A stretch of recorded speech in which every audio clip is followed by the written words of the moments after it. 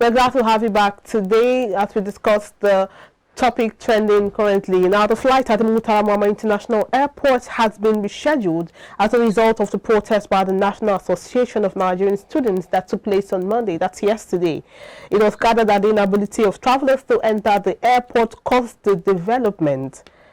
Now, the Nans stormed the enemy area on Monday morning in a protest against the lingering strike action by the Academic Staff Union of Universities. Now, the strike has been on for almost 7 months now, over 7 months, from February 14th up to date, and students are saying they're tired of being at home as the government and the Asuu are still going back and forth with their negotiation to end the strike. Now, joining us to make sense of this, we have Dr. Dayo Kayode that joins us via the phone call to discuss this with us.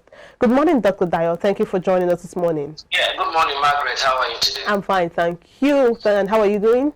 Yeah, I'm okay. I'm cool and calm. Oh, I can see that. We hope you retain your calmness as we begin talking about this topic. Looking at the strike action, that's the strike that's been happening in Nigeria with the Academic Staff Union of Universities. Asuu and the College Federation had been on their own strike, but then it didn't linger for this long. And the students having to stage a protest in the Lagos International Airport, which they are also saying the next stop is Abuja Airport and Apapa Port. Other cities will join in their respective airports and ports and strategic points. Do you think it would make a change? Now, the reason we're asking this is because strikes, or rather protests, has been on for as long as we can think, and it didn't seem to produce the right result as at when expected. So do you think there will be a change in the way this is going now? Yeah, thank you, Margaret. For me, I think why protests have not been achieving the desired result before now is because many of these protests, the leadership always compromise with the authority in place. No doubt about it. Because when you see a real protest, that the leadership is not being compromised, there's no way it will not achieve its result. Especially when we have a responsive leadership in place. I'm not using government because sometimes when we are in the university, sometimes we protest against the university authority. Sometimes you can protest against the local government authority. But in this case, we're talking about the federal government. The federal government are not been listening to these Asuu states. Peradventure, federal government has its own agenda. And I think with this protest, if these boys, I call them these boys because they are our children, okay, can up their game by not just doing it haphazardly, going all along or going all headlong. Murtala Muhammad Airport, Abuja Airport, the seaports, major airports. Some people were querying them yesterday that why airport, why not Asuu Rock? Why should it be Asuu Rock? The two of them, both the president and the vice president, are they in Nigeria? No. Height of insensitivity to crucial issues in the country. Dr. Dayo, I want to... Listen, these boys, they know that there are some people that are going to travel, how to go and meet them. So the best thing is to stop them from going. Dr. Dayo, now I want to add this. Stop their activities. Now let me come in here. This thing is lingering too much. Dr. Dayo, let me come in here. I understand the fact that the reason protests are important, of course, so let these people to disrupt the activities. But another concern we should also take note of is the fact that, like I was mentioning earlier in the show, this is an electioneering year. The elections are fast approaching, and if anything disrupts the election process, there will be a tenure extension that most of these people we are trying to get out of the system, they are hoping for. So do you think that as much as the protest is something that you say would gain the attention, disrupting the election process, the campaigns are coming up very soon. If this disrupts the election process, there will be an extension of the tenures. And that's people. Why yes. I've said it on your platform before. That listen, it seems this government has its own agenda, and that is why they are looking at every possibility of prosecuting their agenda. That is why this government seems to be highly insensitive to the needs and aspirations aspirations of the people, to the cries and yearnings of the people. All right? It is that agenda that is playing out. It might even go beyond tenure elongation. So the issue is, we Nigerians, where do we go from here? So that we tackle issues in ways that, I mean, imagine, is it not these same Asuu members that they have been using in conducting elections? You see them as returning officers, vice chancellors, deputy vice chancellors, senior lecturers, and this is the same lecturers that you are turning against for how many months now? Again, forgetting that you are also eating away the national future, because these children are our future. So when they are not educated, when they are not exposed, when they are not well civilized, how will they be able to take up the mantle of leadership when tomorrow comes? Or do they think these people are going to be alive forever? Let them learn a lesson from the death of Queen Elizabeth of England. Let them learn a lesson there. No matter how old you are, no matter how long you live, one day you will leave the space. Who do you now leave the space for? Who do you leave the space for? These children that you are not educating, these children that you are not showing the way, these children that you have bastardized their psychology. I mean, people should think. I think those ones in this government that they know they want to still live with their credibility should even resign. And to shame those people that are trying to execute their own secret agenda. Okay, let me come in here now. For all of these, issues of protest, occupying airports from Lagos to Abuja and the rest of them, how much of an impact do you think this will be, especially if it is a one-off? If we're looking at, occupying Lagos today, Abuja tomorrow, maybe Apapa Seaport, in 2 days' time and what have you, it needs to be a sustained movement, a sustained push to have that desired effect to, force the federal government and Asuu to find common ground. So how much of an impact do you expect these protests by Nans, how much of an impact do you think they will have? Number one, there's nothing like 50 grand again for Asuu. Okay. Asuu has been overstretched. Okay. It's the government now that is supposed to answer them. Number two, nobody can determine the impact, especially when the opposing side is having his own agenda. Okay. Especially when he's making the other side to play to his hands. So what are we talking about? Just like Margaret said, when there is a protest like this and the thing is lingering and it's disturbing the electoral process, the next thing is they say, yeah, because there is insecurity in the country, there's going to be tenure elongation.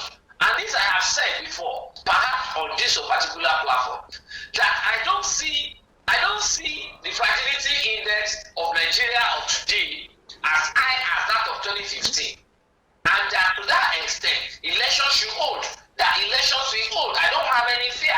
I said except this government is having another agenda that is now going to use to one way or the other increase, double the present fragility index we have in Nigeria. And that is what we are seeing playing out now. This I have predicted before on this same platform. Okay. Because looking at this, I mean, we've had instances in this nation where when protests are gaining momentum, you have, the armed forces swept in to quell them. You can talk about Occupy Nigeria. You can talk about NSAS in recent times. Look, if the students decide to occupy the Abuja airport, ground activities there, and, take their protest down to the seaport, Apapa specifically, don't you think that the federal government may decide to, sweep in the armed forces just to, in quotes, ensure law and order, thereby... This government will not do anything. anything to that because what they are looking for is what is laying out. But we had that with NSAS. What this government is looking for is what is laying out. So what I just say is, I want to advise. Let me use this moment to advise those that still want their credibility to remain intact and they are in this government to quickly resign. To quickly resign now before this government tarnishes their image. Okay. Okay. But so generally, how do you think this can be resolved? Really? There's no way it can be resolved other than to let these boys, our children, let them go back to school. Provide the necessary enabling environment for them to go back to school. Listen, they are all now close to a year that they have been home. How many of them have been reading?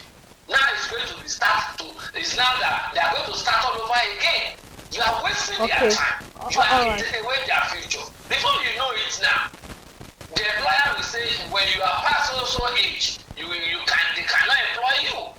So, what future have these children? All right, Dr. Dayo. Is the government building for them? Dr. Dayo, yeah. Allow them to go back to school, that's all. Okay, Dr. Dayo, we'll just take a short break now. We'll be back to you to continue this conversation. Please stay with us.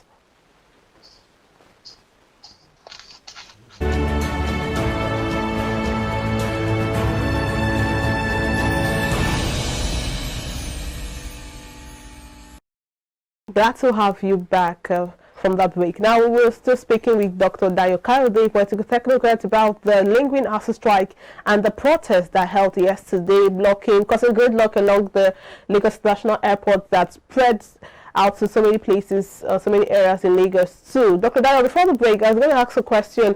You had mentioned so many things about the strike, the tenure elongation, and the fact that this is actually what the government, according to you now, this is what the government wants to play out, and it's actually playing out. Can you hear me?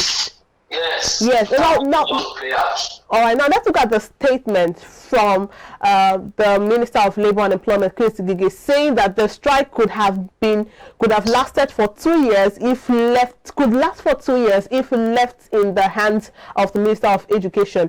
In other words, he indirectly painted Minister of Education as incompetent. Let me get your thoughts on that statement from Chris Ngige. Now, who is the Minister of Labour? Is it not Ngige?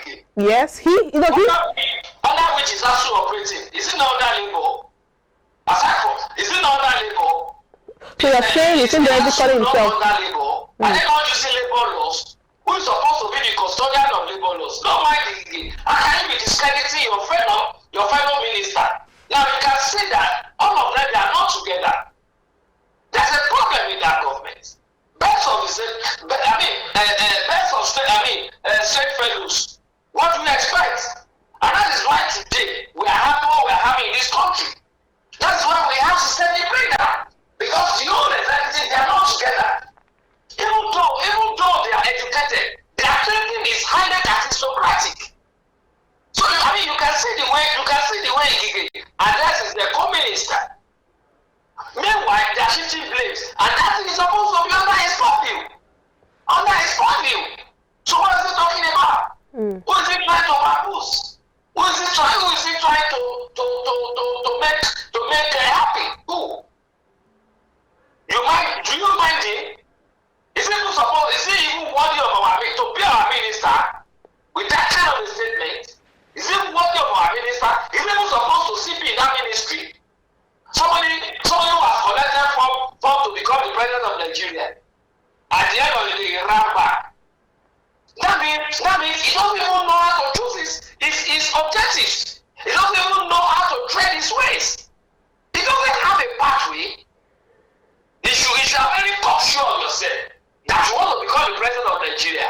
Why should you run back? Just like that. Just because you have been scared that, look, the moment you resign, you will not come back again. So that is playing a fool of the people. It's supposed to be removed immediately the president comes back from where he has gone for his jamboree. Okay, let's look at the protest yesterday. What was your take in terms of the impact it had on fellow Nigerians, those who missed their flights, those whose businesses were interrupted as a result of that gridlock caused by the protest. No, that's about it. It has made impacts because a lot of people miss that. Like some people cannot travel back. There's a friend of mine who was supposed to travel to US. He showed it on the Facebook that he traveled for about 3 kilometers. So that has been a story for him. Incidentally, he was a journalist. He's not living here. He's the airport correspondent. Oh. So guys, it's a story for him. A lot of people, a lot of international community that are members are supposed to travel to yesterday cannot travel. Some cannot come in. Some cannot go out. So it has made some impact. Definitely, people in the United Nations, where in New York, United Nations, where the president has gone to, they'll be telling him, oh, Benny, look at what is happening in your country. So anybody saying he doesn't have an impact, the person doesn't know the meaning of impact. Impact does not actually mean that, okay, yeah, they will quickly yield of which case is supposed to yield. But because the government has no agenda, but no matter what, those boys, they have tried. Let them continue. Okay. Let them continue. Okay, and if they continue with these protests, you know, we talked about the Abuja airport, probably Port Harcourt, and other international airports and seaports, you think that will bring about the desired change in terms of resolving it? Sure, I believe. If only this government is not having an agenda, a secret agenda, yes, it will. All right. All right, Okay. that's a good place to wrap it up there, Dr. Dayo Kayode. Thank you so much for sharing your thoughts on the show this morning. You mentioned earlier that you were fine and calm, and I said I hope you maintain the calmness. I'm seeing that he didn't maintain the calmness, but irrespective, we appreciate your thoughts, and you always have a pleasure. It's always a pleasure having you. I'm sure this government will not want somebody to go at that. Thank you, Dr. Dayo. All right then. All right. Have a nice day. Same here, same to you too. And that was Dr. Dayo Kayode, political technocrat, speaking with us via the phone call about the Lincoln Asuu strike and the protest that was staged yesterday in Lagos International Airport, and also the possibility of continued protests amongst seaports and major airports across the nation. We'll take a short break now. We have another interesting segment after the break. Stay with us.